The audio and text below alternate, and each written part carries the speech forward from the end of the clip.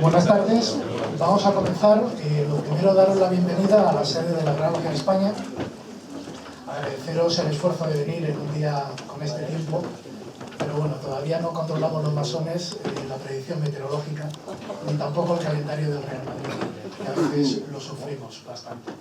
Antes de dar paso a lo que es el asunto del día, hablar del libro de Iñaki y que le presente Mario, pues lo que sí queríamos era contaros un poco el contexto en el cual hacemos este tipo de actividades en Tokio. Hace 3 años empezamos a hacer estas conferencias en abierto y el objetivo fundamental, principal, fue abrir nuestras puertas, que la gente entrara en los templos y que viera que los masones éramos gente normal. Eso creo que lo hemos conseguido a lo largo de 3 años. Luego lo que nos hemos encontrado también, hemos intentado cubrir temas vinculados a la masonería. No somos un centro cultural. Muchos repetís con nosotros, pero aquí no vais a ver conferencias al uso. Hemos intentado en el último año cubrir, sobre todo para los que sois masones, temas relativos al segundo grado, masonería, muchos temas de conocimiento. Y el tema de hoy, pues sobre todo los que conozcáis, seáis masones o conozcáis masonería, pues seréis conscientes que mucho mito y leyenda relacionado con el rey Salomón son herramientas que utilizamos. Solamente tenéis que ver por aquí algún estandarte y lo podréis comprobar. Entonces, no es que se presenten libros, cualquier libro aquí en nuestra sede. Y en los últimos años nos hemos encontrado también con una situación, y es que nos hemos encontrado con un centro de encuentro. Hoy, nuestro hermano Iñaki no es de Madrid, pero han venido hermanos de Toledo. En la última vinieron hermanos de Valencia, de Valladolid, de Zaragoza suelen venir también. Entonces vienen hermanos de otras obediencias, vienen profanos. Entonces disfrutamos con este encuentro. Yo quisiera, en concreto, pues agradecer a los hermanos que llamamos durmientes. O sea, hay muchos hermanos aquí que se afiliaron en su momento a la Gran Logia y aprovechan estos momentos y vienen. En concreto, un ejemplo pues es el hermano Mario, y siempre es un placer teneros aquí en la que es vuestra sede. O sea, siempre seréis bienvenidos con nosotros. Luego, solamente os invito a participar en otra actividad que hacemos. Y esto ya suena a proselitismo un poco. Luego tendremos un pequeño cóctel al salir fuera y veréis que hay un panel con una información. Estamos subvencionando plazas de campamento a chavales para el verano. El año pasado subvencionamos en las logias de Madrid a 15 chavales, todos del barrio de Tetuán. Los que seréis de Madrid pues conoceréis el barrio. Es un barrio sobre todo con inmigrantes. Y nada, pues tuvieron la oportunidad de irse a un campamento en Murcia durante 2 semanas. Le financiamos el viaje, la estancia, todo. Y bueno, nos pasó todo tipo de circunstancias. Entonces, os invitamos a participar, subvencionando. Tendréis ahí información para hacer ingreso económico. O si queréis inscribir a hijos, familiares, o simplemente hacer un donativo. Nosotros trabajamos con una asociación de Tetuán, pues toda ayuda será bienvenida. Entonces, ya sin nada más, después de la parte institucional, paso la palabra al hermano Mario, que presentará esto. Sí. Buenas tardes. Gracias. Esta es la segunda vez que presento un libro de Iñaki. El primero fue La España Mágica y se celebró en Toledo, en un lugar maravilloso.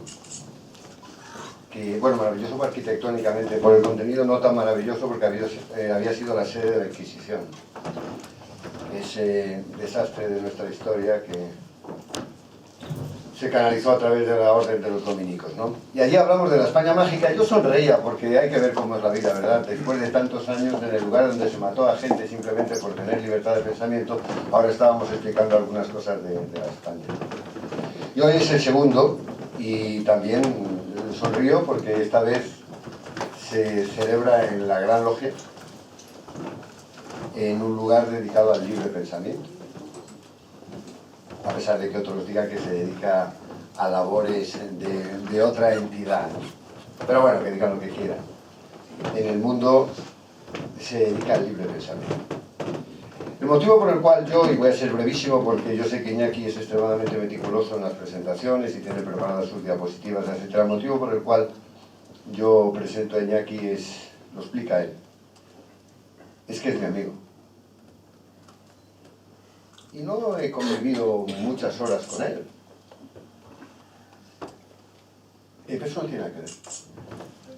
La amistad es una derivada de un concepto superior que se llama el amor. El amor es la forma que Dios tiene de realizarse en nosotros. Y la amistad es un grado superior al de la fraternidad. Cuando yo estudiaba guitarra, me di cuenta de una cosa muy concreta, y es que tú coges el bordón, le das pum, a la sexta y no pasa nada. Sin embargo, si pones la mano en el quinto traste y le das a la sexta, vibra la quinta. ¿Por qué? Porque estamos en el mismo nivel de frecuencia. Las almas que están en el mismo nivel de frecuencia tienen grados de amistad, grados de amor, y no son libres para elegir. De la misma manera que la quinta no era libre para vibrar cuando yo tocaba la sexta. Y eso es lo que me pasa con este hombre, que vibramos en un mismo nivel de frecuencia. Se llama almas gemelas, pues que le llamen misa. Ya dijo Krishnamurti que lo importante no es la palabra, lo que cuenta es la cosa, la realidad. Iñaki estuvo en casa, hace poco estuvimos porque es un experto en psicofonías. Es un ser limpio de corazón. Para hacer lo que está haciendo, para poder ver a Dios detrás de todas estas piedras, hace falta ser limpio de corazón. Es un personaje limpio de corazón. No hay tantos, ¿eh? Y en esta civilización, menos. Y voy a llamar la atención sobre dos cosas. Porque sobre el libro no voy a hablar, por dos razones. Porque los libros están para leérselos y comprarlos. Y además porque resulta que lo va a hacer él, que lo hace mucho mejor. Lo primero es cuando nos dice, como decía antes Javier, el templo de Salomón está muy vinculado a todo lo que en estos recintos se hace, y nada más que a la entrada, a mano izquierda, me imagino que algunos habéis dado cuenta que hay un diseño del templo de Salomón y que en su propia arquitectura está revelando. Nada de lo que hay aquí es colorido. Todo lo que hay aquí tiene un sentido y un significado. Eso es lo malo. Porque nada que tiene sentido y significado es gratis. Fijaros lo que dice Iñaki en la página 12.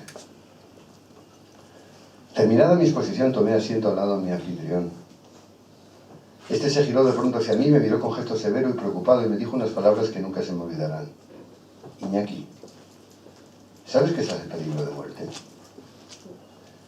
Tal afirmación en absoluto era gratuita viniendo de una persona como él.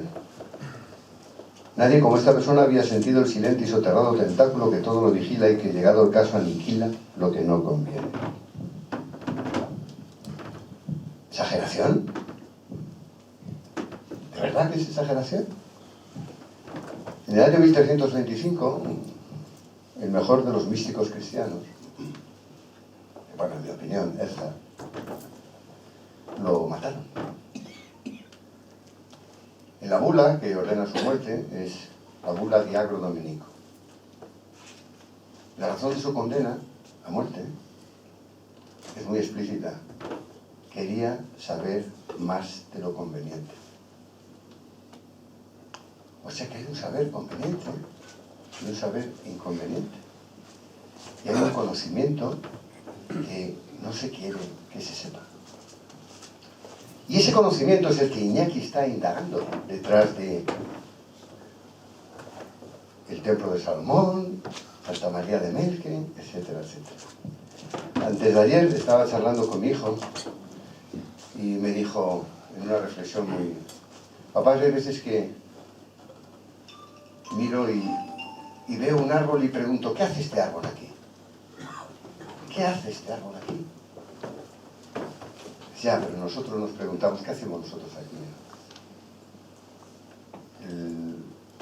el postulado de esta casa es quiénes somos, de dónde venimos y a dónde vamos.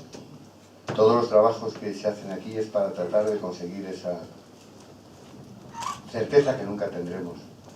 Y cuando Iñaki explique ahora todo lo que nos va a explicar, pensar que solo es un camino hacia entender qué hace el árbol ahí y qué hacemos nosotros aquí. Así que Iñaki, adelante, tú tienes la palabra.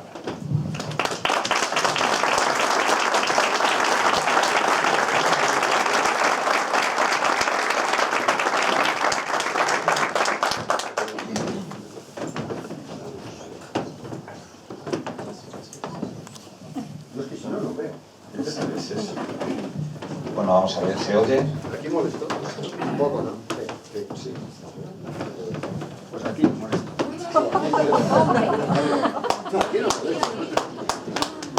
Qué bueno. ¿Se oye? Es tremendo. Sí. Bueno, pues buenas tardes, bienvenidos todos. Estoy, no sé, conmovido, emocionado. Se han dado una concurrencia de circunstancias que todo esto me desborda. Afortunadamente en mi casa, que es el templo, y muchos hermanos, personas. Quisiera agradecer a todos uno por uno, porque como dice él, todo esto me desborda. Yo no soy una eminencia, un especialista, solamente recojo las palabras de hace poco cuando han dicho cuando uno quiere y con trabajo se puede. Pues es precisamente lo que yo intento hacer. El Templo de Salomón, para entrar en materia, es muy complicado. Y es muy complicado, y estoy en el sitio indicado porque se mezclan tres cosas que son muy difíciles de diferenciar o de desglosar, que son el mito, el símbolo y la historia. Yo creo que hay una definición de la historia que me gusta mucho, que lo hace John Eliot, que dice que la historia es un libro incompleto donde todo lo evidente es fragmentario. Entonces, si los propios historiadores dicen eso, entenderemos mejor lo difícil que es el cometido de abordar el tema del Templo Salomón. Templo Salomón llega un momento en el que está claro que conciliar mito, símbolo, historia, incluso con la propia arqueología, es imposible. Y al final entendemos que incluso la Biblia pues no guarda una secuencia histórica, sino que tiene un pretexto, tiene un fin eminentemente pedagógico. Cuando te hablaba con Piñeiro, entonces absolutamente tengo amigos que sí son grandes especialistas, con los que uno puede consultar de manera inmediata, y él me hablaba de, por ejemplo, que el propio personaje Salomón o ciertas cosas que se han contado en el templo, pues realmente están cogidas casi con pinzas. Por ejemplo, en una cronología exacta, con lo que estamos hablando de la construcción del templo, del Éxodo, él hablaba mucho del tema de los famosos caminos de Horus, que eran unas guarniciones egipcias, que en tiempos del Éxodo hubieran dado constancia del paso de unos huidos de Egipto por allí y demás. Es decir, todos esos temas son muy difíciles. Si a todo eso unimos una cosa que la complica lo que yo entiendo como es el padre de la masonería, porque la masonería tiene unas raíces cristianas, que esto también es muy desconocido, que es Beda el Venerable. Beda el Venerable, que es el padre de la historia de Inglaterra, es el que viene a complicar más todo esto el tema del Templo Salomón, porque él es el que toda esta prefiguración de un Templo Salomón, que es eminentemente simbólico, él utiliza el simbolismo de los primeros padres de la Iglesia, algunos elementos de la cábala, es su propio método personal. Sus continuadores son Rábano Mauro, Estrabón, en fin, Recuildo de Job, son los que finalmente acaban en una figura que aparece por los cistercienses, que es el Magister Carmentarius, que es una especie de mano obra laica. Durante la reforma insurgense se necesitaba obra de mano laica, y es el primer precedente de lo que viene a ser la masonería. Para complicar más el tema, cuando me hablan de la famosa mesa, si existe o no existe, es que claro, ni siquiera podemos decir, muchos amigos míos, escritores, cuando hablaban de la mesa, que era un objeto ceremonial donde el sumo sacerdote, una vez al año, durante el día de la expiación se metía en el lugar más sacrosanto, que era el debir, y él sobre esa mesa o ese objeto hacía una fórmula sagrada que era el semaforal, se llamaba, que era como una especie de fórmula que reordenaba el universo, el nombre secreto de Dios. Bueno, pues eso no se concilia con lo que tenemos de verdad, de datos contrastados y comparados, porque realmente ni el sacerdote, no había ninguna mesa al interior del debir. O sea, en un principio era el arca, era lo que es el propiciatorio, donde derramaba, ungía él. Luego más tarde era cuando eso desaparece, es una simple piedra, una roca, la ven aset y ya.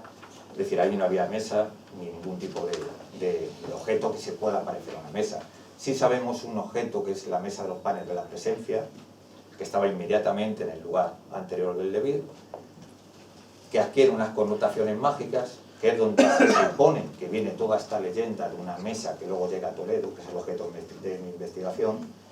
Pero detrás de todo eso empiezo a hilvanar una serie de concurrencias y de circunstancias que empiezo a profundizar, y veo que hay otra cosa que es realmente una fórmula de entronización antigua, principalmente heredada al mundo egipcio, que es realmente cómo se entroniza o cómo se unge a los reyes sacerdotes. Entonces para eso se hacía una especie de horóscopo, que era lo que tenía el pronóstico del reino, el signo estelar del rey, y eso viene en los textos ceremoniales de la corte egipcia, y eso es similar a la profecía de Natán y a la designación por la que Sadoc unge a Salomón como el rey sacerdote. Entonces, lo que sí está, por eso más tarde muchos exégetas lo que hacen es relacionar todos los elementos del sumo sacerdote y todos los elementos adyacentes al debir, pues de alguna manera comparándolos con lo que es el templo celestial. Vamos ahora a lo que es lo que le gusta mucho a la gente, más que profundizar en aspectos simbólicos y tal, porque hay gente un público a lo mejor más heterogéneo, es el tema de la mesa como un enigma histórico que todos sabemos aquí y a todos nos gustan, especialmente a mí. Se supone, y esto sí está datado, que las tropas de Tito en el año 70 arrasan el templo y se llevan una serie de botín, que es el famoso tesoro proveniente de Salomón, se le llama así. Había una viña de oro, había muchos elementos, era un tesoro fabuloso, y de hecho el precio del oro cae en todo el Oriente Medio, eso sí es verdad. No se describe exactamente una mesa, pero sí se sabe que es un tesoro fabuloso, la menorá, la viña de oro, etcétera, etcétera. Ese tesoro queda depositado en lo que es el templo de Júpiter Capitolino o el templo de Atlas Judaica, que estaba en Roma. Más adelante, las tropas de los godos, Alarico, invade Roma, lo que hace es un saqueo de todo ese botín, y a partir de ahí, pues la gente un poco de alguna manera ha ido con espíritu de síntesis, pero suceden muchas cosas con ese tesoro. Suceden muchas cosas porque el propio Alarico muere de malaria, es enterrado en el cauce seco del río Buseta. Se supone que dentro, porque ellos se enterraban con sus ajuares, pudieron quedar elementos procedentes del tesoro del templo de Salomón. Más tarde, una serie de peripecias, que no vamos a pararnos en ella, ante la presión de los francos, se van perdiendo parte del tesoro, otras se recuperan, por ejemplo, cuando los suevos, que habían explotado las minas de oro en el noroeste, se incorporan al mundo visigodo. ¿Qué tenía de particular este tesoro visigodo? ¿Por qué era tan especial el tesoro visigodo? Porque era el tesoro que legitimaba la monarquía visigoda. Quien tenía la propiedad del tesoro era, digamos que era un continuador a aquella ceremonia de los textos ceremoniales que hemos relatado, donde se describía pues, el destino estelar del rey. ¿Por qué? Porque esos objetos conferían la dignidad del rey sacerdote. Una de las constataciones que tenemos más exactamente, que podamos comprobar históricamente que esto es así, es que los visigodos tenían una ceremonia muy desconocida, que era la ceremonia del Liber Ordinum, que era una ceremonia que era muy estricta, y a través de esa ceremonia era como de alguna manera se terminaba adquiriendo esa condición de rey sacerdote. Y de hecho en esos climaterios o crimones o cajas donde se depositaba el óleo santo, donde se ungía, en esos siempre aparece representada la escena cuando Sadoc y la profecía de Natán designan a Salomón. Esto es muy curioso porque si no tenías la posesión del tesoro, no podías ejercer la monarquía. ¿Y qué pasa en un momento dado? Que, por ejemplo, hay una anécdota, se revela una de las ciudades, que es Córdoba, y uno de los reyes visigodos pierde la posesión del tesoro y automáticamente pierde la legitimación. Hay dos vertientes de cómo llega a Toledo. Nos vamos a meter directamente en lo puramente histórico. Hay dos vertientes, una, digamos, que tienen connotaciones fabulosas. Se dice que un rey hispano, el mítico rey hispano-hispán, ayuda a Nabucodonosor, y a través de él no solamente vienen los primeros judíos que se asientan en la península, sino que se traen pues, lo que es entre el botín una famosa mesa que procedía del templo de Salomón, también un caldero de perlas que luego se recupera, cierto, con la invasión árabe que se encuentra en Mérida, pero realmente, como he dicho, lo que sí sabemos es que sí es cierto que llega un objeto, Procopio de Cesarea lo dice. Él no habla exactamente de una mesa, sino que habla de un mueble de Salomón. Pero claro, dentro del tesoro godo se podían confundir con la mesa múltiples objetos, porque teníamos la famosa mesa de Aecio, que era una mesa que pesaba 230 kilos de oro. Teníamos la famosa mesa de los evangelios, donde los nobles visigodos depositaban y hacían ofrendas. Es decir, empiezan de alguna manera a mezclarse mito, realidad, fantasía. Y a esto hay que añadirle un plus, que los árabes habían sido los herederos de los mitos clásicos. Pasan a la tradición siríaca y después se incorporan a la tradición árabe. De tal manera que arabistas de hoy en día, esto no hay controversia, identifican la raíz de Al-Ándalus, como ellos llaman a la península, el que los árabes pensaban que estaban realmente en la Atlántida. Ellos identificaron a la península como la Atlántida. Esto explicaría pues aquellas historias que más tarde suceden alrededor de la mesa y de la invasión árabe, de cómo fortalezas de cobre defendidas por genios. Es decir, realmente la parte histórica es muy difícil de desbrozar de esta parte pseudofantástica de este contexto, pero bueno. ¿Por qué mi teoría, que es la más atrevida, y es una teoría muy atrevida, de por qué Melque, y eso lo he dicho delante el otro día en León, del director general de Cultura, arqueólogos, y la defiendo. Y hay elementos que no vienen en el libro, porque es una investigación constante que mantenía en el tiempo. Sucede una cosa, que en el momento que se produce la invasión de Tarik, ciertas partes, Silderedo, que era el obispo, huye, y con él huyen muchos objetos al norte. Otros objetos sí son realmente requisados por los árabes, como la mesa de los evangelios, con otro tipo de objetos que por su valor crematístico ellos automáticamente piensan que es la mesa. Realmente, pues bueno, eso lo dejamos ahí. Normalmente los especialistas más versados en la materia lo que te dicen que ellos confundieron objetos por el valor, simplemente. Pero sí sucede una cosa, que todo el mundo es el mayor enigma histórico y que esto está comprobado y nadie le daba explicación. ¿Por qué en Guarrazar, famoso tesoro de Guarrazar, que es Guadamur, que está 8 kilómetros en la dirección sudoeste, dirección Montes de Toledo, anacrónicamente, si ya se sabía de la invasión árabe, si ya se sabía que habían perdido el reino, ¿por qué aparece ahí? Y hasta hoy en día no se le daba una explicación, digamos, saludable para todo el mundo. Bueno, pues tiene una doble explicación. Una, que lógicamente ese tesoro legitimaba la monarquía, tenía que estar cerca de la Urregia. Dos, el estado visigodo por entonces estaba fuertemente centralizado, y los únicos tres digamos, territorios que quedaban libres, que eran Mérida, Écija y Córdoba, son los que se eligen como huida, y realmente ahí encontramos dirección Guarrazar, dirección Melque, lo que es una antigua vía romana, la vieja Alcobendas, y ellos lo dejan ahí.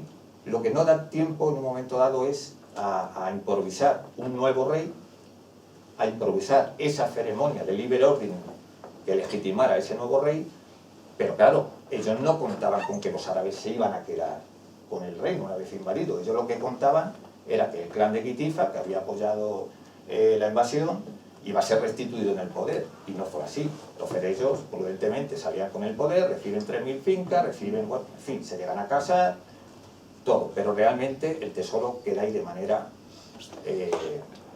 per secula seculorum, no, pero porque luego aparece en 1858. Pero aparecen dos datos muy interesantes que estos los pocos amigos he hecho, ojalá los pudiera haber añadido al libro, y es el elemento que es muy desconocido de que en el octavo concilio visigodo aparecen dos personajes clave ligados al tesoro visigodo.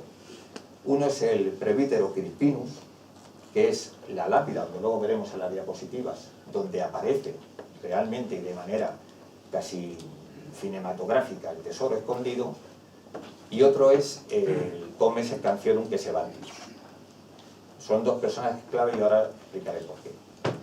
También hay un elemento muy importante de ese concilio, que era, se llega a una determinación que es clave también, que es que el tesoro ya no es propiedad del rey, porque eso daba muchos problemas, sino que llega a ser propiedad del patrimonio, ¿sí? Es del reino, no es del rey.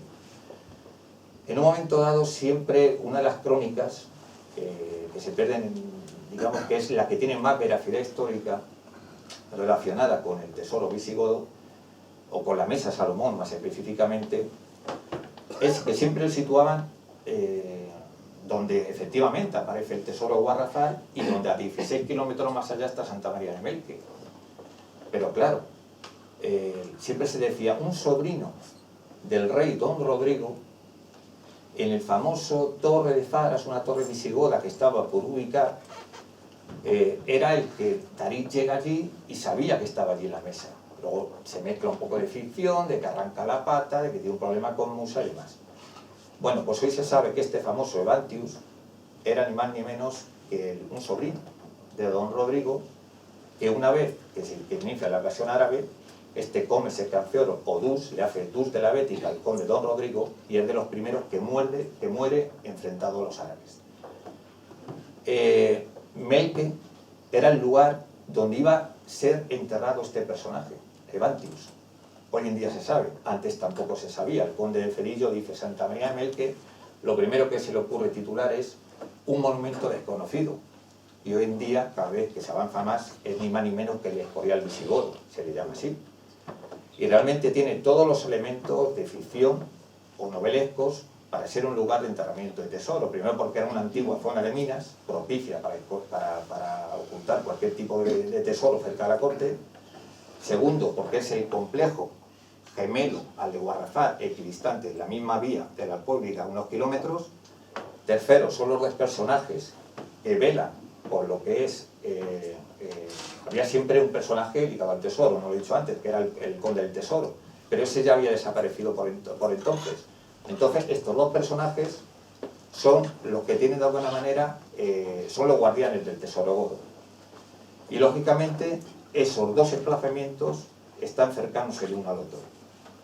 Y entonces, Santa María de Melque tienen otro elemento de misterio más, que donde supuestamente, que es el arcosolio, el sopretexto, era un lugar de enterramiento sobre el que se levanta Melque, era donde iba a ser enterrado este conde Evantius, este Comes Scanfiorum. Al morir, es muy probable que ese arcosolio, que da entrada a una especie de silo, que se comunica con el famoso castillo de Montalbán, que es un castillo que posteriormente con Melque pasa a ser la tercera bailía de templaria de Montalbán, donde ni más ni menos que el famoso Cooper, que era el mayor especialista de la época cuando vino a estudiar aquí todo el tema de los castillos medievales, no les voy a aburrir con el dictamen científico, técnico, arqueológico, histórico que hace, pero que más o menos, para que todos nos entendamos, llega a decir, y por estos elementos todos anacrónicos, es el único castillo que no puedo explicar, porque como no existen templarios, lo dice ya de una manera coloquial, ni hay archivos de donde tirar, lo único que puedo lucubrar es que es un lugar propicio para que ellos, si realmente tuvieron secretos, él dice, o aventura, que se pudieran haber iniciado allí caballeros de la propia orden. Pero claro, cuando uno se preocupa en investigar todavía más en la zona, siempre, desde hace muchos años, hay la leyenda de que en esas grutas que comunican Santa María de Melque y el castillo de Montalbán, siempre se hablaba de un tesoro escondido desde tiempos satánicos. ¿Quién eran los que más sabían de todo esto? Los que más sabían de todo esto, sin duda alguna, eran los de la corte de Felipe II. Felipe II era el continuador de toda esta legitimación de los reyes de Jerusalén. Él tenía la condición de rey de Jerusalén. Y él sabía que ese tesoro de alguna manera legitimaba, porque ellos estaban convencidos de todo ello. Y claro, ¿qué personaje es el que de alguna manera apunta o pone el dedo señalador en Guarrafar y Melque? Pues es un personaje como Juan de Carrión. Juan de Carrión es un amigo íntimo del arquitecto Herrera, que lo que hace es pide una especie de licencia, para que nos entendamos, para poder, textualmente, excavar y buscar tesoros y otras cosas en la zona realmente de la que estamos hablando. Ellos ya disponían información y sabían que era la zona donde seguramente estaban depositados todos los túmulos secretos. Vamos a poner imágenes, pues son 40, y todo esto es, si vamos a 1 minuto o 2 por imagen, se nos va el tiempo. Hay una reactualización, que es lo que ha dicho Mario, que es más preocupante de todas estas historias, que sean verdad, que sean mentiras, que tengan parte mítica o histórica. Hay gente que peligrosamente se las cree.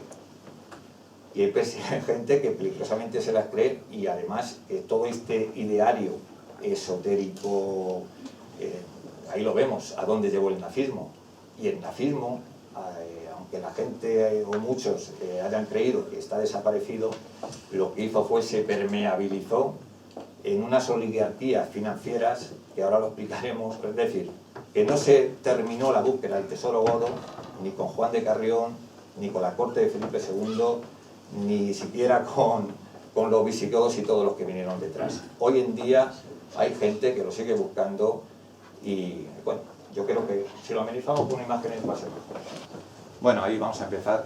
Esto es un horóscopo aparecido en una de las sinagogas más antiguas del antiguo Israel, y viene a abundar un poco en todo lo que he dicho al principio, de cómo todos estos elementos celestes se incorporan a la exégesis, a la interpretación, y realmente, además, una cosa que es muy desconocida, que el primer centro religioso realmente no fue Jerusalén, sino fue el monte Gerifim, luego se traslada a Jerusalén.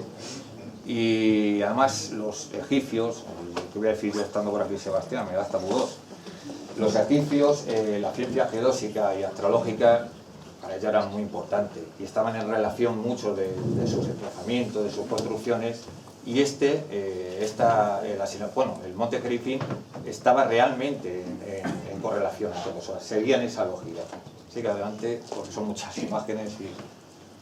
Iñaki, ¿te puedes poner ahí que no te Ah, podemos perdón, grabar? es verdad, creo que mariposa. Si te pones ahí no te podemos grabar, macho. A ver. Bueno, como hemos dicho muchas veces, son las interpretaciones del lugar santo, no tiene cabida el debir. De hecho, además, vamos a ver, todo aquello que se decía, el atavío que se ponía el sumo sacerdote, aquel efod, que muchos han dicho más tarde que podía ser un astrolabio, aquel pectoral, cuyos bordes eran o representaban los equinoccios, las 4 direcciones del viento que separaban en lo que es eso, en fin, toda esa retórica o esa simbología, realmente cuando entraba en el Levir, y esto muy poca gente lo conoce, solamente lo hacía una vez al año con una túnica blanca. Todos esos atavíos es que no solamente eran en los alrededores del Levir. Adelante. Como vemos, bueno, esa es la famosa que da origen a la leyenda de la mesa Salomón, que es la mesa de los panes de la presencia, de las 12 obleas, de los 12 panes, que bueno, que sí que Flavio Josefo, que la carta de Aristeas, y pues describen o la relacionan con los 5 florales dentro del contexto que hemos dicho de interpretación simbólica. Esto es una acuarela, a mí me parece muy sugerente, no deja de ser una aproximación que hace un pintor, y puede tener un sentido porque de hecho guarda concomitancia con la famosa lápida de Arjona, que muchos de ustedes, si les interesa el tema, ya han oído hablar, que aparece en Jaén, y bueno, esto puede aproximarse a por qué los árabes cuando describían ciertas crónicas que habían descubierto la mesa de Salomón, hablaban de 365 patas, es decir, lógicamente una por cada día, y es muy presumible, dentro del contexto de esta ceremonia de la profecía de Natán, idéntica a los textos ceremoniales de la corte egipcia, que el horóscopo sí pudo realizarse sobre la mesa. Entonces, si eso, de alguna manera, era lo que sancionaba o daba la facultad de rey sacerdote a Salomón, pues a lo mejor más tarde, pues sí es cierto que había un horóscopo, no solamente que se le relacionara simbólicamente, y sí es cierto que si aparece hoy en día una mesa, pudiera ser parecida a esta. Este es el famoso Beda el Venerable, el padre de la historia de Inglaterra, y es el que realmente, el sentido de que muchos de los que se llaman masones deberían saber que los orígenes cristianos de la masonería, todos esos elementos simbólicos los incorpora este señor, Beda el Venerable. Esto es el famoso arco de Tito, donde se ve cómo las tropas se llevan los despojos del templo Salomón. Bueno, llegamos a Toledo y se dice que ese tesoro de Salomón, esa mesa, se deposita en un lugar no definido. Puede ser el Palacio del Arca, la Casa del Arca Ferrada, el Palacio de los Cerrojos, que da lugar a múltiples leyendas. La más conocida, que habrán oído ustedes, como cada rey godo iba poniendo un candado así hasta el número 24, que el rey Don Rodrigo viola ese tabú y aparece, ve en una caja pues unos señores pintados con turbantes, y cuando este tabú se ha roto, personajes como los representados en el exterior de esta caja invadirán el reino y demás. Bueno, eso al final tiene un sentido. Saavedra, que es uno de los mayores especialistas, el profesor Saavedra, dice que realmente dentro del contexto había muchas luchas políticas, era una época muy convulsa. Él se vio necesitado de fondos, realmente fue a utilizar el tesoro para financiar esas campañas, y realmente lo que había era una especie de bula de escrutinio. O sea, tiene un pretexto histórico. Esto, perdón, bueno, nada. Lo que se identifica como Cueva de Hércules, que es muy ensoñadora en Toledo, hay tres escenarios. Uno es este, que no deja de ser la antigua iglesia de San Ginés, que al final no es ni más ni menos que el final de la traída de agua de alcantarilla, que daba servicio a la guarnición romana que estaba allí. O sea, todo lo demás son aditamentos fantásticos de la literatura. Esto es la primera terraza del tesoro de Guadalajara, equidistante, como he dicho. Hoy en día hay que hacer una acotación. Hoy en día se sabe, aquí hay una clave se me ha pasado por alto, que son muchos temas y con espíritu de síntesis es muy difícil. Hoy en día, el profesor Egger del Instituto Arqueológico Alemán hizo como un georradar, hizo pues, sus actuaciones, estuvo 3 años, y se dio cuenta de que la planimetría que aquí se dibujaba, eso no era un pequeño lugar desconocido, visigodo, no. Eso era ni más ni menos, hoy se sabe lo que hay debajo, es un palacio, seguramente con iglesias, y seguramente el tesoro no fuera, esto es clave, no fuera llevado allí desde lo que hablaban la praetoriense, desde Toledo, sino que a lo mejor este era el lugar donde se hacía esa ceremonia de Liber Ordinum, y por eso estaba allí escondido el famoso tesoro. Esto todavía es desconocido, pero ya se sabe prácticamente qué es lo que hay debajo. Es una inmensa monasterio y lugar visigodo, que era lo que explicaría realmente la amplia significación de Melque y Guadalajara. Esto lo vemos desde arriba. Esto es una imagen de satélite, donde se ven varias estructuras. Claramente es un lugar que hoy en día no hay fondos, pero todo el mundo sabe lo que se va a encontrar debajo. Esto es la famosa lápida de pizarra del presbítero Crispinus, personaje clave del octavo concilio, que es donde la historia del tesoro de Guadalajara es para escribir otro libro de novela. Porque claro, este personaje estaba enterrado en una especie de capilla del cementerio, una especie de cementerio del lugar visigodo. Aparece el tesoro en 2 cajas cerradas. Unos labriegos dicen que brilla y entonces lo descubren, malvenden el tesoro. ¿Y qué es lo que ocurre con ese tesoro? Al final, más o menos se recupera, pero una cosa que es muy desconocida y quiero que se la guarden porque es clave, es la siguiente. Un personaje que nadie contaba, que también había sustraído elementos, objetos del tesoro, lo que hace es, aconsejado por otra persona que era más culta, un pariente, se presenta a Aramotov, le convence, se presenta en el Palacio de Aranjuez, y a la reina Isabel nadie sabe lo que le ofrecen, qué objetos le procedentes porque no se han de alguna manera catalogado, y la reina Isabel sí se cuenta que con esos objetos, ni más ni menos que hace chantaje, entre comillas, al Vaticano y logra que un hijo natural suyo, que tuvo con Pim Molotov, sea bautizado. Se hablaba, la gente del lugar habla de palomas de oro, que son como vasos eucarísticos que desaparecen con el Concilio de Trento, y lo que hablaban en aquella época seguramente fueran las primeras donde estaban precisamente los afeites, que eran los que se ungían y se determinaba la condición de rey sacerdote. Claro, eso era un elemento clave. Imposición determinada, que ahora avanzaremos y llegaremos a ello, el intento de resurrección del Sacro Imperio Germánico, esto en poder del Vaticano era oro, o sea, cualquier cosa que le pidieran. Esto es Melque. Para el que no lo conozca, está en San Martín de Montalbán, un pueblo que está a 46 kilómetros de Toledo, creo que son, y esto es una foto tomada por mí, entre otras muchas. Ahora realmente hay un centro de interpretación y lo que vemos es esto. Es una iglesia, pero ahora vamos a ver una reproducción, porque siempre se creyó que esto era lo que existía.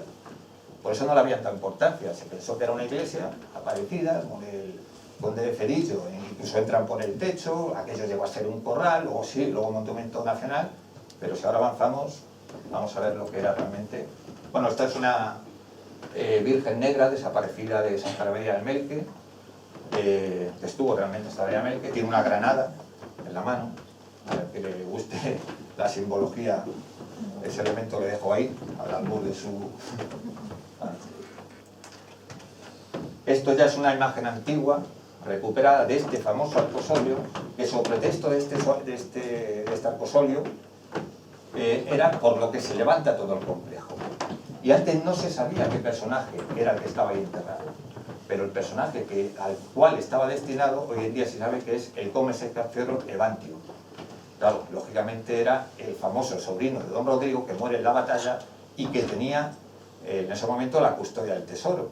Qué curioso, que además este arcosolio añade elementos novelescos porque da lugar a un silo, ahora lo veremos, entras por aquí y realmente es una zona de grutas naturales que se intercomunican muy presuntamente con el famoso Castillo de Montalbán. O sea, un lugar indicado para guardar, igual que aparece en Guadalajara. Estos ya son los silos, que son de época califal, no son exactamente pero bueno, estamos viendo que los silos comunican realmente con lo que son grutas naturales. Esto es la reproducción que hoy en día en el centro de interpretación que se hace en Melque. Esto es lo que hubo de ser. O sea, como estamos viendo, no es un lugar aislado, un lugar que estaba allí en los montes de Toledo, como Guarrafat, igual que hoy se sabe que lo que es Guarrafat hubo de ser un complejo palaciego impresionante. Melque, hoy en día, esta es la reproducción, hubo de llamarse, que se llama el Escorial Visigodo. Realmente también hay una cosa que no hay que perder de vista. En un momento dado, los reyes quitan poder al metropolitano y de alguna manera lo dan a los obispos, y los obispos que estaban en suburbia toledana, es decir, en las afueras toledanas. Y realmente la custodia del tesoro estaba en estos lugares. Bien, junto a Melque, todo eso más adelante. Estos son planos. Como vemos, es la famosa vía Puebla, lo que hemos dicho antes, que era lo que comunicaba con la Meritense, o sea, con Mérida, que era la única vía de salida donde estaban los cuarteles del rey don Rodrigo. Y además vemos un montón de minas, la vía del plomo. También pudiera ser que cualquiera de esas minas era un lugar propicio para esconder cualquier tipo de objeto vinculado a la región.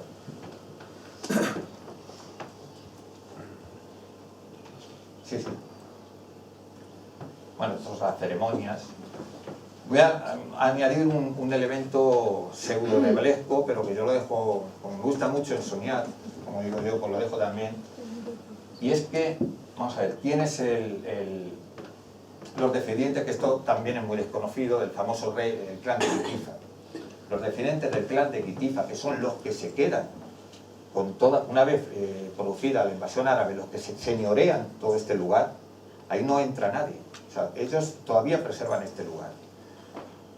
Son los famosos que todos vemos, yo creo que yo sí lo veo, aunque sea una serie, la de Isabel, la serie Isabel, los almirantes de Castilla, los Mendoza, los Pacheco, son los descendientes de Kitifa, que esto me sorprendió este dato. Y llega un momento en el que había una especie de ceremonia que eran las regalías, que eran como una especie de ajuar, se entregaba simbólicamente ciertos objetos ceremoniales en las bodas. Y la madre de Fernando Aragón, que era Juana Enríquez, era descendiente, vamos, eso era reconocido, de la famosa Paloma, es decir, de origen judeo-converso. Y, perdón, judeo-converso no, que no había aparecido, de orígenes judíos. Y ese famoso collar de balajes, que tradicionalmente venían y estaban en posesión de todos estos almirantes de Castilla, que son los que se unen a este lugar, una de las piedras de ese collar de balajes, cuando se hizo un estudio, venía del área querosena, es decir, de lo que se identifica hoy en día con las míticas tierras de Ofir, donde Salomón enviaba sus naves. Yo siempre digo de dónde apareció esa piedra del famoso collar de balajes en posesión de los almirantes de Castilla, descendientes del clan de Kitifa, que siempre tuvieron el señorío de este lugar. Yo lo dejo ahí. Estos no son los famosos personajes, un personaje de la corte palatina, los virilustes, los comes escanciorum, que son los coperos, para que nos entendamos. Que el famoso Bantium era un comes escanciorum como muchos personajes principales.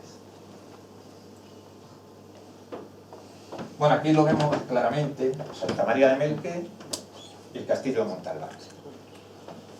Equidistantes, y bueno, luego, claro, hay que decir que la puerta, tanto San Martín de Montalbán como la Puebla de Montalbán, son posteriores. Por eso Cooper abunda en que no señorea en ningún lugar, los caminos solo llegan a él, las puertas son anacrónicas porque no son funcionales, porque el caballero tiene que descabalgar, en fin. Y realmente lo que se sabe hoy en día es que están interconectadas todas estas zonas. Eso ya no puedo yo preverlo.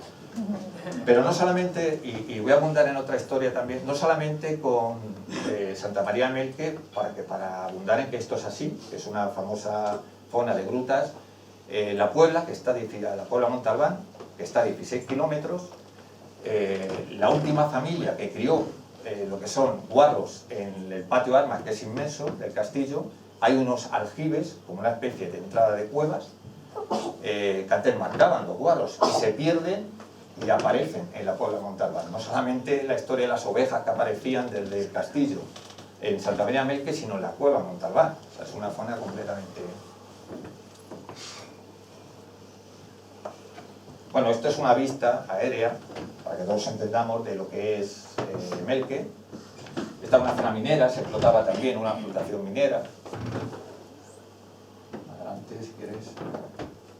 Otra vista más, vemos, es un lugar también aislado, tiene mucha fuerza el lugar. Yo invitaría, porque hoy en día de verdad merece la pena el centro de interpretación, en fin, es una reinterpretación también de todo los montes de Toledo, de la influencia templaria, la presencia templaria, y es muy interesante de ver. Este es el famoso castillo ese anacrónico que dice Cooper. Montalbán, Monsalvat, toda esa etimología concurrente que, bueno, esto es muy forzado lo que estoy diciendo, pero realmente, como vemos, es un lugar, lo ha dicho él, no lo he dicho yo. La única explicación que puedo dar es que fuera un lugar indicado para la custodia de un secreto que hoy por hoy desconocemos y que pretendemos que pueda ser la investidura de los propios caballeros de la orden. Bueno, esto es Iván de Herrera, famoso arquitecto. Recupero el tema de Juan de Carrión, cómo se preocupan por hacer indagaciones a través de la presencia de los montes de Toledo, en busca de esos tesoros míticos que ellos pretendían que también estaban allí. Bueno, esto yo creo que está casi de moda, que es el famoso cáliz de Doña Urraca, de León. Bueno, pues en el libro toco muchos temas colaterales, que tiene sentido en el libro, lógicamente, no voy a profundizar ahora. El tema del grial es muy controvertido, ya no meteríamos en camisa de 12 varas. ¿Qué tienen de particular? Que luego lo veremos, el Santo Cáliz, lo que llaman ahora el grial de Doña Urraca. Pues más o menos que sí, que tienen la morfología, la época, se contextualiza realmente un objeto donde pudo celebrarse la Pascua judía. Este objeto parece ser que Fernando el Grande, por haber hecho una entrega de víveres a Egipto, lo recibe vía Egipto y parece ser que procedía del Santo Sepulcro. Eso es la teoría que unos estudiosos de León dicen que puede ser el Santo Cáliz, pero bueno. Que sea el grial, también hay que hacer una diferencia en qué entendemos por grial, porque claro, luego ahí ya nos perdemos también en que hay una especie de mitología céltico-nórdica, de fin, ahí no vamos a entrar en eso. Si quieres apuntamos. Este es el Santo Cáliz de Valencia. Siguiente, sí, porque si no nos perdemos. Bueno, esto ya es un tema que sí quiero tocar. De quién hoy en día Jabalois, que es un historiador bastante serio, él profundiza en Narbona, en la zona de la Septimania, y él empieza a descubrir lo que es en archivos y en una serie de documentos que estaban ahí semi perdidos, pues en un congreso medieval, pues empiezan a reunir una serie de datos, y este es Abraham Ibn Daud. Abraham Ibn Daud es el autor del Sefer HaKabbalah, el libro de la tradición, donde habla de toda esa mitología de reyes de Israel que han quedado en la continuación de la monarquía hebraica. Él identifica ni más ni menos a este personaje con Flegenatis. Es decir, cuando el famoso ciclo del Grial se decía que había un personaje que en Toledo sabía perfectamente toda la verdad del Grial, se dice que Flegenatis, un personaje que es como del linaje de Salomón. Pues este historiador, un historiador bastante concienzudo, bastante serio y respetado, dice que este autor, él lo identifica con la verdadera historia del Grial. La verdadera historia del Grial, no sé si vamos bien de tiempo, 15 minutos. El consenso que hoy en día apuntan y que van descubriendo claves es que la zona de Narbona, entre Cataluña y lo que es el sur de Francia, hubo una especie de expedición marítima o monopolio judío, que estos de Grecia le llamaban el reino de los judíos. Decían que había un rey judío y esa zona había una fuerte presencia judía, y mucho antes que los templarios ellos tenían el monopolio comercial de muchas rutas comerciales. Y en un momento dado, en el 749, Pipino el Breve le abren las puertas a los judíos de Narbona, él les otorga la capitalidad, y ellos en correspondencia lo que le hacen es, les dan la facultad de ser los continuadores de los reyes de David, del linaje de los ungidos. Para abundar en este tema, ellos hacen venir, escriben al califa de Bagdad y hacen venir a un príncipe judío que es el Nasim Makir. Makir, que muda el nombre de Teodorico, casa con Auda Martel, que es la hermana de Pipino el Breve, y nace un linaje que ya sí entronca con Salomón, con lo que es el linaje davídico-salomónico, que son los David o Tutulus. De este germen, de esta unión, viene toda lo que es la nobleza, casi toda la nobleza europea, incluso nuestra propia monarquía. Y esto es muy desconocido, y toda esta trama es la que dice él, que el tren de Troyes, cuando baja con Luis VII de Francia a la famosa cruzada albigense, se da cuenta de toda esta historia, la descubre allí, y realmente muchos historiadores que dicen que lo que es el ciclo del Grial ya no deja ser tanto ciclo, porque están todos los personajes identificados en esta historia. Bueno, este es un personaje del arpa, también muy desconocido, la famosa dama de los Montes de Toledo, que aparece igual cercana a Melque, una deidad así, es un lugar con mucha fuerza. Lo he puesto ahí porque yo creo que la gente le puede interesar. 15 minutos, periodo de síntesis y yo mal.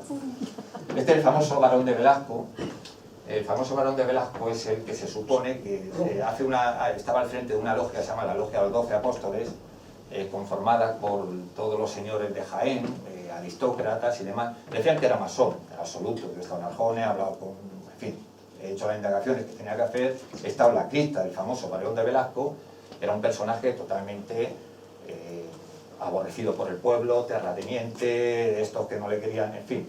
No daba, desde luego, el cariz de filántropo, ni amigo del pueblo, ni la mejora, nada.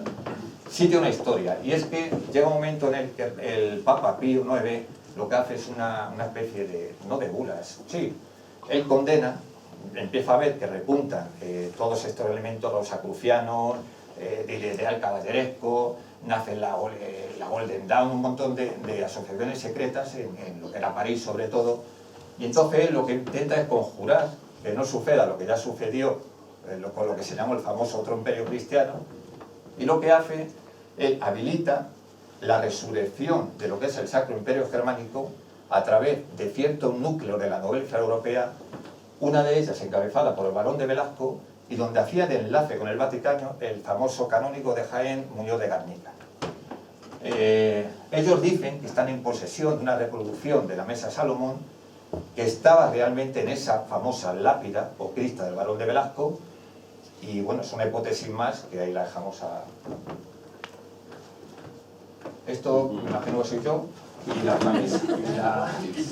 la famosa crista del Barón de Velasco, que es neobizantina, es preciosa, ricamente decorada, simbólicamente decorada, faltan lo que son los elementos martinistas que han desaparecido, es decir, mucha simbología, pero de otro color, digamos.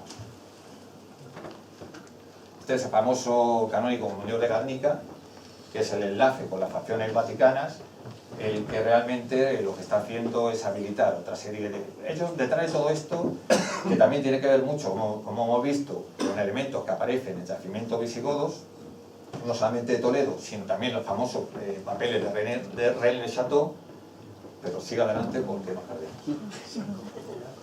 Sí, está la famosa lápida de Arjona, no sé si la ven, dicen que es una reproducción exacta de lo que pudo ser la mesa. Ahí ya nos metemos en otro campo, vamos a reactualizar. No sé si han oído hablar de unas famosas partituras, salió en prensa hace poco, que los nazis, ante la inminencia de que van a perder la guerra, ellos escritan el paradero de los tesoros que habían expoliado, artísticos, el oro expoliado a los judíos, y entonces lo escritan en un sistema codificado musical, en unas partituras. Hasta que hoy en día un famoso cazatesoros y musicólogo, que es Leon Yeltsin, llega a decodificar este sistema y desde luego mucha veracidad le dan porque están excavando la zona de Baviera, donde indica esta partitura. Este es Gurlitt, el hijo del marchante de arte de Hitler, que también se le encuentran hoy en día recientemente, el Van Furis, Múnich, le paran, ven que lleva una cantidad de dinero que es inapropiada, empiezan a indagar, ven algo raro, y aparecen 1300 obras, muchas de ellas no catalogadas, que los nazis tenían una división que iba siempre con los ejércitos alemanes, que era la RR, que buscaban no solamente el expolio del arte por el arte, sino determinadas obras de arte de valor simbólico, porque el ideario esotérico estaba, no lo perdamos nunca de vista, muy presente en lo que es el movimiento nazi. Bueno, es que eso es apasionante. Yo digo, la historia de por sí es más apasionante que ver la tele. Este personaje es Erich Kellerle, consejero de la embajada alemana. Vivió en Toledo y murió en Toledo. Este personaje, en un momento dado se distancia del régimen nazi, vivió en el rincón, está en su casa, tengo sus archivos personales, nadie me pregunte cómo. Y este personaje, en un momento dado se distancia del régimen nazi y hay un escándalo diplomático de la época porque sufre un secuestro. El pérfido Winfeld, que es el jefe de la Gestapo, le manda a secuestrar, él y la mujer, que era una aristócrata española, se lo llevan, al final están en un campo de concentración y retornan a España. Nadie se explica qué hay detrás de ese extraño secuestro, es una cosa insólita. Si seguimos avanzando, tiene explicación. Estos son parte de sus papeles. Y parte de sus papeles lo recupera él, se dice que lo recupera de Baviera en el año 56. ¿Qué tienen de particular sus papeles? Sus papeles, la mayoría de sus papeles son idénticos a las partituras musicales que dicen dónde está el paradero de los tesoros. Entre ellos el Parsifal y otras obras musicales, como son marchas militares, idénticas a las que tiene Leon Yeltsin. Yo he mandado a analizar algunas a personas no solamente expertas en el tema musical, sino en la criptografía. Las primeras no tenían nada raro, en el momento que saltó alguna alarma, se saltaron todos los peligros. Hoy en día está la ronda de peligro. Realmente lo que tenía este hombre explica el secuestro que sufrió este hombre, y muy vinculado a lo que ahora veremos, que la visita de Hitler no solamente a Montserrat, sino a Toledo.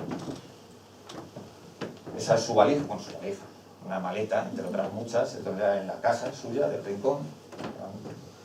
Está la famosa división esta de la RR, que iban conjunta a los ejércitos alemanes. Bueno, la visita famosa de Hitler a Montserrat, donde el padre Ripoll le atiende, lógicamente, pues el único sabía alemán, no había otro. Pero, ¿dónde llegaba el delirio de esta gente? Hay que comprender, como digo siempre, a Hitler de casi una especie de personaje literario. Su padre era el prefector del príncipe de Sajonia, el príncipe de Baviera. Claro, le imbuía mucho la mitología germana. Entonces él de niño escuchaba esas historias, claro, y él se cree que es la reencarnación del príncipe Enrique de Sajonia. Él crea lo que son las SS, la imagen y semejanza de los caballeros teutones, y de ahí viene todo este interés por el Grial y todos estos mitos. Llegan en un momento dado, en esta visita que hace a Montserrat, ni más ni menos, a decirle al padre Ripoll que si hay constancia del paso de Parsifal por Montserrat. Increíble, le deja perplejo. En esa visita que hace a España, muy desconocido es que él también viene a Toledo. Viene a Toledo acompañado de un personaje clave que es Santaolalla. Santaolalla es el comisario general de excavaciones filonazi, reconocido. Y no hay que perder de vista de que los nazis, como hemos visto, si preguntas por Parsifal, o sea, no sabían diferenciar el mito de la veracidad histórica. Ellos lo tenían totalmente, la búsqueda de Longinos y otros elementos y otros objetos míticos, ¿no? ¿Por qué viene a Toledo? Y porque además es muy desconocido. Ya antes había estado en el Museo Arqueológico Nacional, no habían podido visitar un yacimiento visigodo de Castilla-Tierra porque había llovido. No sabe Santaolalla cómo congraciarse con él, le da un broche visigodo del siglo VII. Pero sí, una cosa clave, ¿a quién designa Hitler para estar al frente de la búsqueda de objetos de los yacimientos visigodos en España? Al capitán Seffer. El capitán Seffer de la SS era el mismo que había estado en la expedición del Tíbet en busca de las míticas puertas de Agartha y de los reinos subterráneos. Y hay un despacho secreto que la embajada alemana remite a Sieber de todas esas actuaciones que hacen no solamente o puramente arqueológicas. Es un despacho secreto en clave exotérica, para que lo quiera entender, donde le dice que realmente sí han encontrado indicios de algo ligados a un yacimiento visigodo. Esto es muy desconocido también. Ese era el interés de la visita de Hitler a Toledo. Esto es el famoso capitán Siffer en su expedición al Tíbet, que es el del fondo. El Conferni, liberador de Mussolini.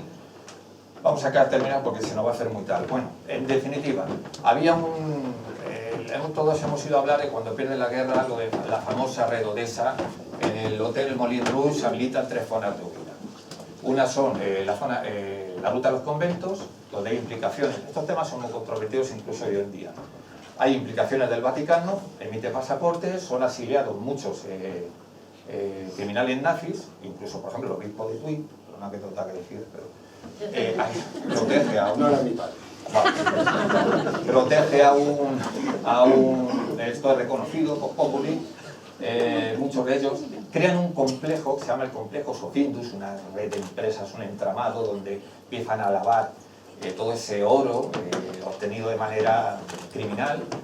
El testaferro es el famoso conde de Arguillo, que es el consuegro de Franco, ni más ni menos. La cuenta Enrique, que estaba en Berín, en fin, ya se puede contar hasta ahí, porque ya empiezas a ver el entramado y empiezas a ver que el testaferro de la viuda de Cocerni, cuando mueren, sin ser extraditados todas estas redes criminales que se llamaban en España la Red Araña, protegido no solamente por el gobierno de Franco, sino por todos los gobiernos democráticos habido y por haber, hasta que, como son muy viejos, han ido muriendo, por todas esas implicaciones político-financieras que hay detrás de todo ese complejo, que desaparece, no, se reconvierte en otra cosa, con grandes multinacionales químicas alemanas, y hasta tal punto que la viuda de él, en el año 96, la condesa Ilse, recibía el dinero a través de una corporación suiza de un personaje que en el IBEX 35, pues no sé en cuántos consejos directivos, y hasta ahí se puede contar.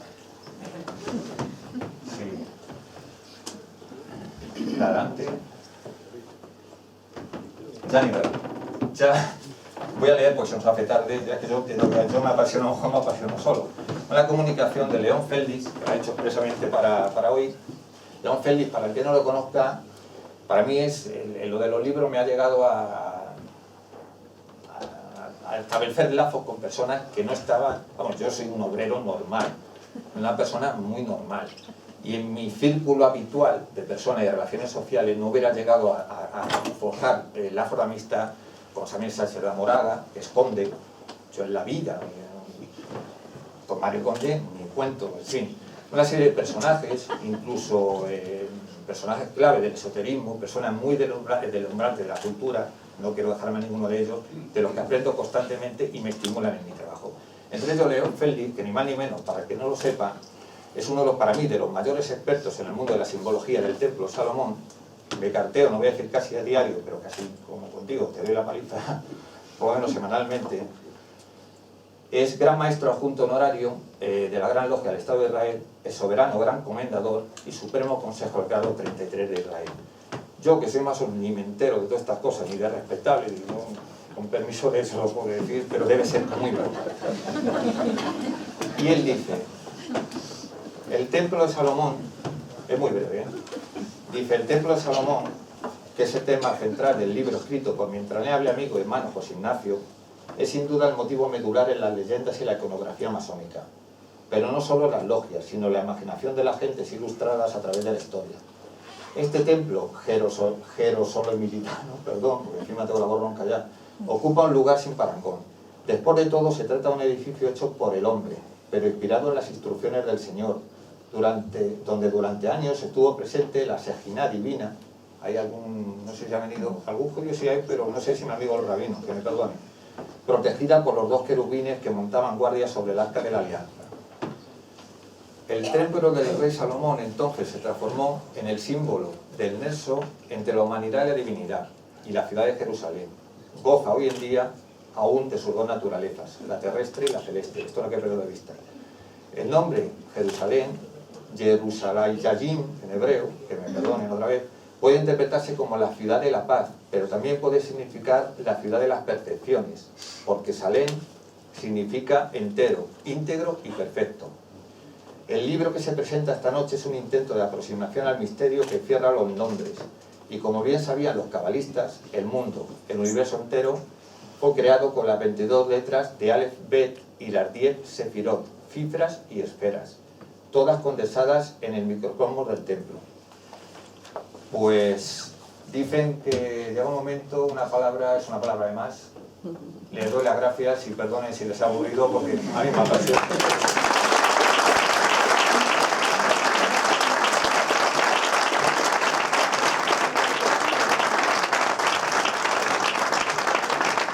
Aunque haya terminado Iñaki, abrimos un turno de preguntas. Preguntas, no exposiciones.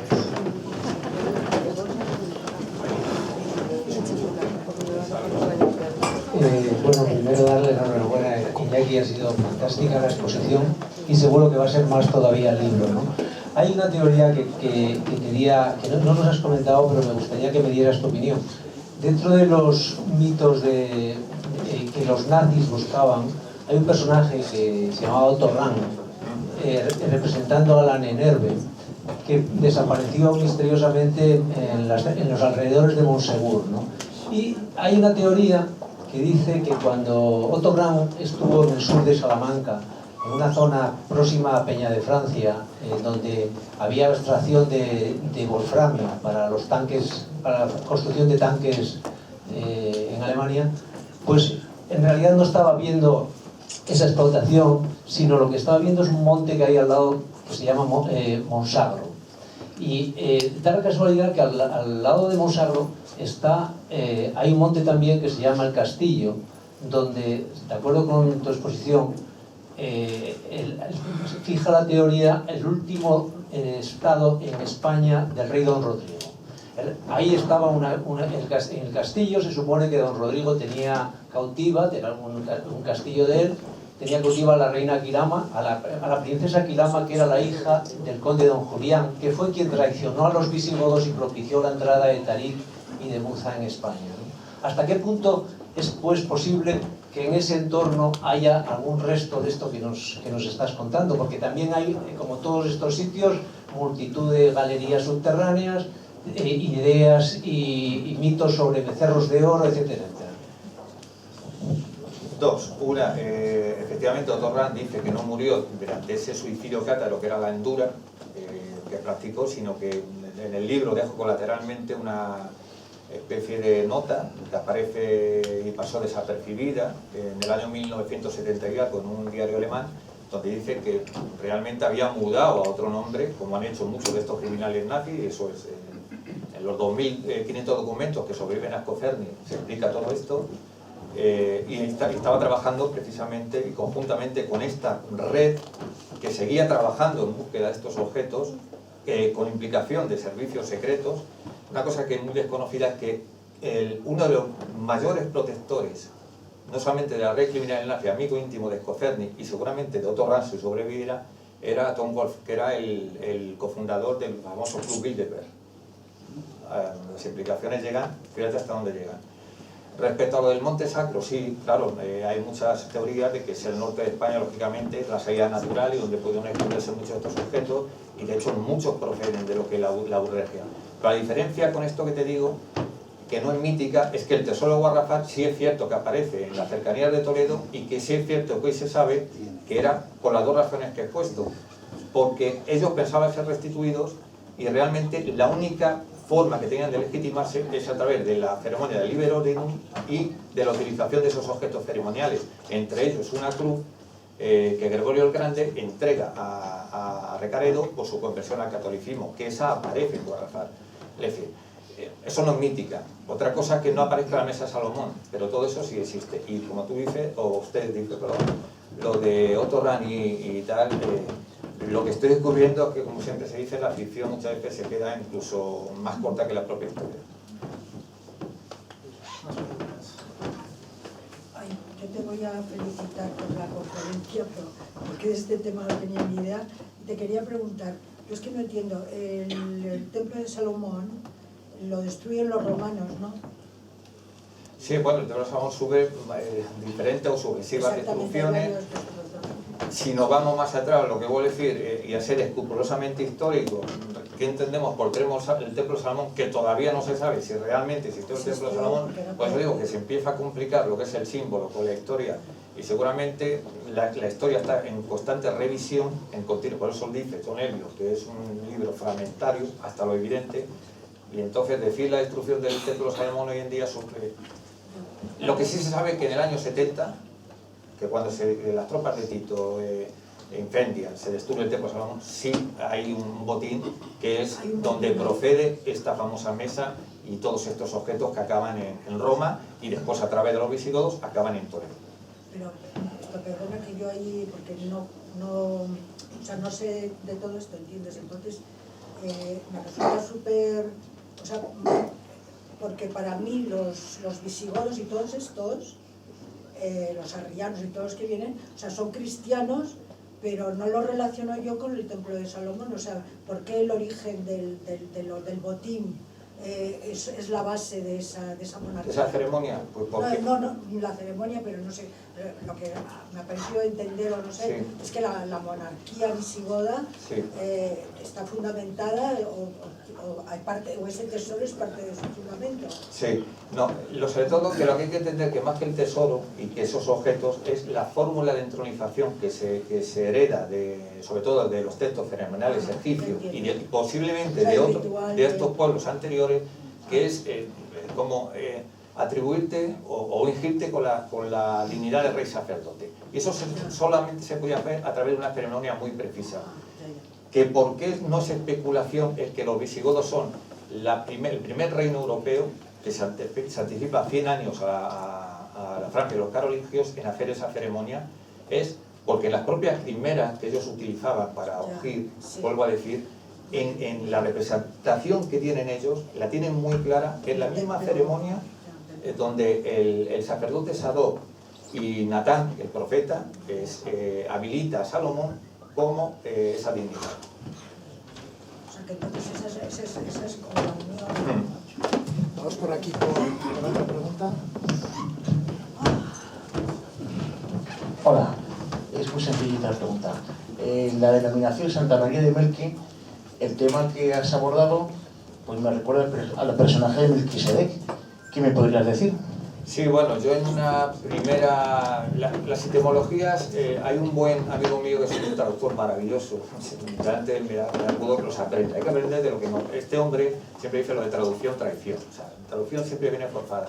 Pero la que hoy en día se dijo es Balaz Calmec, Camino del Rey, porque pasaba la cañada real segoviana. Que fue la primera acepción que justificaba el nombre de Santa María de Melqui. Luego más tarde... sí es cierto que hubo interpretaciones esotéricas que yo mismo hice relacionadas con el círculo de Grial con ayuda de un cabalista lamentablemente fallecido, donde podía ver el famoso personaje Melquisedec, que era otro personaje clave y muy enigmático, que está presente también en la Catedral de Toledo, y había un ciclo que empezaba en Toledo y terminaba en Santa María de Melqui. Esto es lo puramente esotérico. Lo histórico es que la última etimología consensuada por los especialistas es Palacio del Rey. Es Palacio del Servidor del Rey. Y esto, claro, es lo que de alguna manera les puso también en la pista de que Santa María de Melqui no era un lugar de enterramiento como la capilla de San Fructuoso, no, era un personaje. Cuando empezaron a tirar y a hacer prospecciones arqueológicas y volver a reactualizar todas las actuaciones que habían hecho sobre Melqui, descubren lo que es el Escorial visigodo, porque no más ni menos la etimología es Palacio del Servidor del Rey, personaje clave en el tesoro. Hola, buenas tardes. Usted y yo ya nos conocemos vía Facebook. Soy Antonio Martín, autor del libro La Guía Mágica de la Mesa de Ocaña, y venía pues un poco a pedir humildemente también ayuda a usted, a la casa que estamos aquí ahora mismo, invitaros a visitar Villarrubia de Santiago. Digamos, el municipio donde, según los legajos de la Inquisición, está situada la famosa cueva de Sopeña, la de Lucrecia de León. En Villarrubia también hemos descubierto la que se llama Cueva de la Yedra. Es un enclave subterráneo, ningún arqueólogo me ha sabido decir lo que es. Es un lugar que me han comentado los arqueólogos que es único en España, y encima de dicha cueva hay una casa con simbología, tampoco quiero atreverme a decir nada porque tampoco es que lo sé seguro. Tiene el triángulo, las dos columnas y los tres puntos, me gustaría que lo vieran. Y en coincidencia, pues también la Virgen del Castellar es una virgen también con la granada en la mano. Me ha encantado su exposición y también pues me gustaría invitarles a que fuesen a ver Villarrubia y a ver si pues me ayudaban también en estos temas. Yo solamente vengo a pedir ayuda. Bueno, pues dos cosas. Una, la principal ayuda empieza por uno mismo. Por ejemplo, lo tienes enfrente tuyo, con tesón, como he dicho, creer y tal, y seguramente al final, todas esas que me has dicho lo conozco perfectamente, lo de Fuente de Ocaña, a través de ti conoceré cosas, me son desconocidas, pero hay un autor que también es del Olivo, que yo te pondría en contacto con él, que es Andrés Vázquez Mariscal, que no sé por qué no ha venido hoy, es el presidente del Centro de Estudios Escuralienses, o sea, del Escorial. Él escribió un libro que se llama El misterio de la bóveda del la biblioteca del Escorial, perdón, exactamente no recuerdo el título y me sabe mal porque es mi amigo. Y él abunda mucho y profundiza mucho en un tapiz precisamente donde se representa en la biblioteca del Escorial, se representa a Salomón y a la reina Saba. Y en un momento dado él iba acompañado de un cabalista y ven un anacronismo, que es ahí de abajo unas letras hebreas que no pertenecen al canon hebreo, en fin. Empiezan a estudiar y a tirar de ahí, de la biblioteca ascóndita del arquitecto Herrera, y realmente acaban haciendo una investigación muy profunda, muy seria en toda la zona que tú me refieres, que es la Fuente de Ocaña, que es Villarrubia. Por eso te digo que mejor que él no te va a complementar ni te va a ayudar nadie, porque además tiene acceso a lo que son los archivos del Escorial y seguramente vuestra relación se fertilice y os ayudéis mutuamente, porque siempre uno acaba descubriendo de otro. O sea, yo eso sí me comprometo. Hola, buenas tardes. Muchas gracias. Quería puntualizar al hilo de lo que ha comentado un señor anteriormente, el nombre de Santa María de Melque, teniendo en cuenta que está Maqueda al lado, y el nombre que supone Maqueda, a mí personalmente me recuerda también a Menelik, con la relación que guardia, que simplemente era mencionar eso. Y tomando la palabra de mi amigo Antonio, recomiendo también la visita al enclave que ha mencionado, lo conozco, lo he acompañado y es realmente enigmático. Bueno, apuntar nada más solamente otra cosa, es cierto, cuando los judíos que se asientan no solamente en el sur de Francia, sino que y específicamente en Toledo, pero también en la península, son los descendientes de las tribus, son la aristocracia judía, de los descendientes de las tribus de Benjamín y Judá. Y es cierto que, claro, muchos han querido mitificar los orígenes del propio Toledo, como Toledot, Generaciones, y muchos pueblos aledaños a Toledo que tienen una presencia muy fuerte judía, Yepes, Jope, Maqueda, en fin, son poblaciones que hay muy cercanas a Jerusalén. Entonces, de ahí ese paralelismo. Más allá, si empezamos a coger a Abraham Indaud, el autor de Sefer HaKabbalah, al que hemos hecho referencia, y él sí vivió en Toledo y escribe toda esa monarquía aristocrática, toda esa... Realmente sí es cierto que si eso lo ligamos a lo que hemos dicho, que es el ciclo de Grial, no lo digo yo, lo ligan los historiadores con los documentos de Narbona y demás, cualquier especulación o elucubración en torno a que si que es Melquisedec o Maqueda, como tú dices, tiene relación, pues hombre, yo creo que no tampoco es forzada, pero yo no lo puedo defender así, lo dejo abierto. Dos cositas rápidas. La etimología de Melque puede ser de Jamalca, la reina en hebreo, o de Al-Malik en árabe. Esa es la primera que te hago. Y la segunda, ¿qué nos puedes contar de la pista árabe de la mesa de Salomón según las crónicas andalusíes? Que parece ser que fue llevada a Damasco por Musa cuando fue a rendir cuentas a Abdel-Malik y luego le cortaron la cabeza. Sí, bueno, hay una referencia para terminar, sí, que es que una de las hipótesis es sí que los objetos que son llevados a Damasco y tal, efectivamente eran lo que ellos decían que era la mesa de Salomón. Lo que dicen los historiadores más serios, y Menéndez Pidal y otros, con toda la mano, es que seguramente se confundirá a otros objetos. Pero sí es cierto que hay una de las historias más creíbles, la que dice usted, que se deposita en Damasco y más tarde sufre unas invasiones, acaba en Turquía, Estambul creo que es, y el señor de Alepo, él hace referencia a una crónica histórica que dice, dentro del botín que nosotros, una famosa mesa que perteneció y tal, o sea, si hay una constatación realmente documental, una pequeña nota de que pudiera haber existido una mesa que realmente fuera de Salomón, que acabara en Damasco, luego en Estambul y realmente al final en manos del señor de Alepo, y de ahí se desaparece. La última pregunta. Gracias, enhorabuena por la presentación. Simplemente ha habido una gran controversia entre si Melque era una iglesia visigótica o mozárabe. ¿Se sabe algo al respecto? Sí, ya hoy como amigo te lo iba a explicar si quiero con un café todavía más. Pero sí, ya se sabe. La controversia que siempre el caballero Forera, que es la primera persona que, digamos, se pronuncia, él dice que es mozárabe. O sea, ciertamente que es posterior, pero que hubo de hacer, lógicamente, un emplazamiento anterior. Pero hoy en día, los arqueólogos más fuertes del tema visigodo y las publicaciones más actualizadas en torno al Barrafar y Melque, las tengo de primera mano a través de los arqueólogos que son amigos míos y son los especialistas en la Vega Baja, en el tema visigodo, y hoy no hay ninguna controversia de que es anterior a la conquista árabe. Pero sí que la primera datación que se hace es que fuera mozárabe, y hoy ya se empieza a decir que incluso quizás más antigua. De hecho, además, todavía es un ejemplo único, que solamente existe un ejemplo similar en la zona de Siria, porque es una síntesis de estilos que es realmente único en la península. Por eso despistó a los especialistas. Los gallegos siempre tenemos que dar la nota. Te mando te leo una comunicación de un gallego amigo.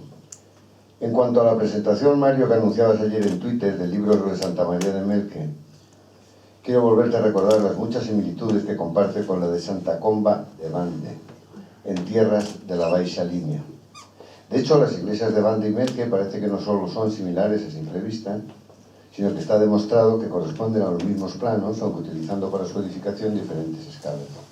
Ambos templos, muy próximos cronológicamente en su edificación, aunque Bande es anterior a Melque, estuvieron muy ligados al rito mozárabe, el cual aún sigue siendo rito católico reconocido por Roma, contando en la actualidad aún con bastantes familias practicantes, al menos en lo que a Toledo se refiere, y teniendo estas familias por orgullo considerarse descendiente de aquellos antiguos godos. ¿Qué hay de esto? Pues que es una de las hipótesis que a mí más me gustaría, pues sabes que habla también mucho a mi Galicia, a mi Terriña, y es cierto que hay muchas similitudes entre Santa Comba de Bande y Melque, y otra cosa que son muchos temas. Y realmente, efectivamente, el señor de Melque, que es Alfonso VII es el que señora Melque entrega, Melque Montalbán entrega a los templarios. A través de él, es como viene a lo que es España, a aquel famoso linaje que hemos dicho, David Toulouse, porque ellos se emparentan claramente con los Borgoña, y este es el hijo de Raimundo de Borgoña, y a través de Alfonso VII, que es el hijo de Raimundo de Borgoña, viene todo este famoso linaje que, curiosamente, como voy a decir, vuelven a señorear el lugar, y más tarde Alfonso VIII hace una cosa muy curiosa, que no tiene que ver exactamente con Montalbán y Melque, pero sí que recupera una institución que tiene otros fines, que es la rueda de los 12 linajes, de inspiración puramente artúrica, y donde además solamente pone formar parte de esa rueda de los 12 linajes los antiguos linajes godos anteriores a la conquista. Esto también nos puede aportar muchas pistas. Y hay un tema muy desconocido también, que hay un género específicamente europeo, que en el Quijote viene referido, que son los Reynald de Montalbán, que bueno, habían hecho traducciones italianas, francesas, pero realmente se habla del matrimonio un poco, todo idealizado también, pero el escenario es el castillo de Montalbán, los Reynald de Montalbán, y el género se llama curiosamente, siempre hemos dicho que la mesa pudo ser también, se dijo, como una especie de espejo, los espejos caballerescos, y esto es directamente relacionado con Montalbán, y que todo este linaje, mira cómo restituyen a lo que son los antiguos clanes godos, sabían perfectamente, y de interacción artúrica, Mario. O sea, esto ya es motivo de otro café, porque... ¡Largo! Pues hasta aquí, muchas gracias, Iñaki, por venir. Hace un año estuviste presentando un libro, te esperamos dentro de otro año con el siguiente. Si sobrevivo, sí. Siempre es un placer que traigas presentadores de primera línea y casi son más todavía. Recordaros los temas. Uno, Iñaki se quedará ahora firmando libros fuera, 16 euros, correcto, y estaría encantado de dedicarle.